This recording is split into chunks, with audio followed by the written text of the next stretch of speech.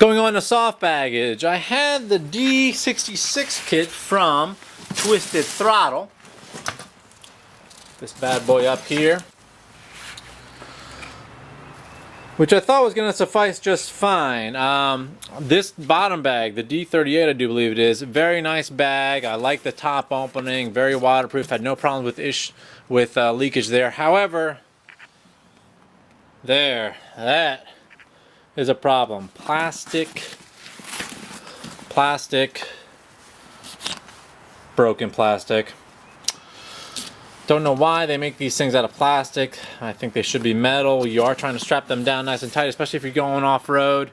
And of course I was trying to strap that down nice and tight, and there it snapped off for me. But this bag, very nice. Now the top bag, the D28, nice bag. However, the circumference of the bag, it just didn't match what I wanted to do with it. So I bought a Hey Can You See Me bag connection bag here. Nice circumference, and what I have in here is my tent, my sleeping bag, and the poles and all the other good outdoor stuff. I have all that stuff in their own separate dry bag. When using the D28 bag, trying to fit the dry bag into there, the two materials didn't like each other, and therefore they wouldn't slide into each other. The only complaint I have about this again is right here is a connector for this. Once again, it's plastic. And of course, this piece right here decided to separate from the rest of it on one of the latches on probably the second day out. So again, I think this should be all metal or some type of something else that can handle a lot more stress than what plastic can handle.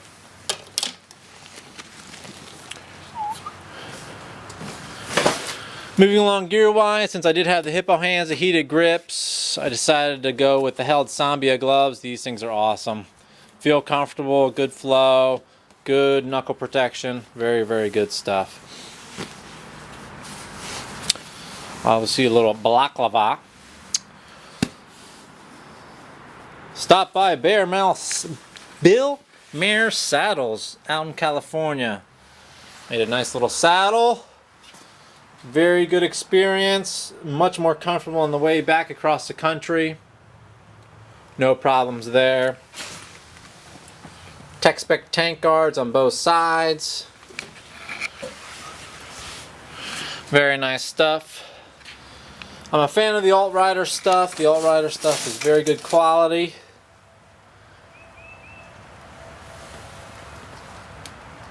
A little more pricey,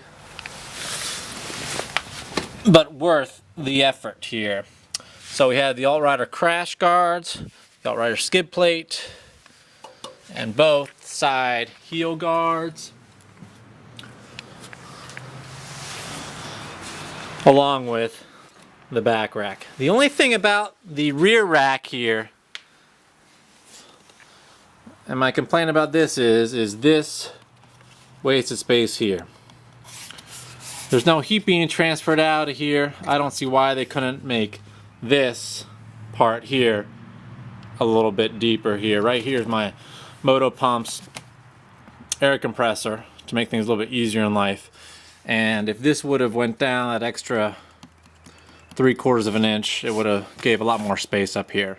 But overall, very good rack. Add more lighting. Tail light, turn signals, very nice, very nice. I forget who makes this mud guard, but on one outing in West Virginia, I found my leg got a little more wet and muddy than one side, so added this puppy on there. Very nice, very nice. Can't complain about the Leo Van slip-on. Gives it a nice sound. A little bit better than what stock is, and still nice and quiet. The only big issue I have here with Rawhyde is the foot peg. The footprint mount. Nice product. However, if we can get this down here and line that up there, right there you can see right here my foot peg, what's right back there. Boop, boop. the mount. So when I'm standing up, push this down, less clearance even more. Out in the Mojave Desert, somehow at one point in time, that caught and out popped a screw. Overall, I think Rawhyde does a great job. I just think they could have done a little bit better with that piece right there.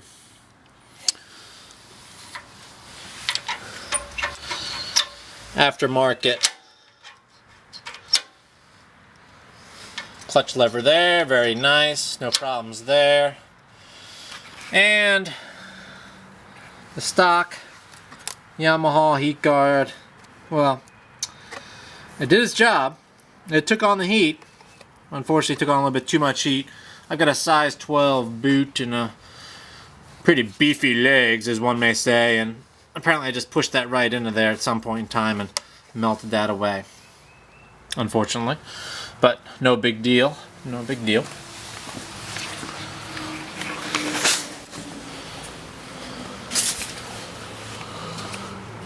Moving on around, everything else worked pretty flawlessly. That's pretty much the gist of everything. You know, a lot of electrical components added into this.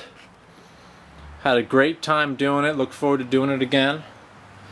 Maybe going up to Utah or Colorado, doing a little more riding. That's the motorcycle review of the trip. And now for the gear review. Ding, ding, ding. XT3 helmet, awesome helmet, no buffeting. I do have a little bit larger of a windscreen on there. Only thing that I lost at some point in time was a plastic screw, which BMW of Vegas helped me out with. Thank you very much, BMW of Vegas.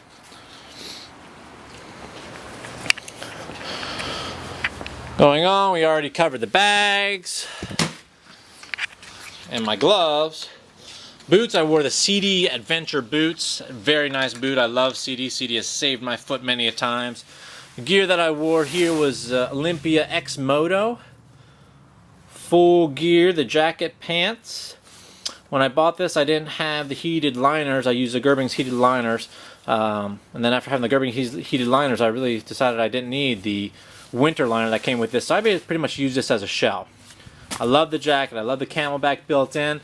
You know, sometimes this tended to bother me a little bit. Being on the outside of the jacket, it was kind of bunching the jacket up at times. Wasn't too big of a deal. Comfortable all the way.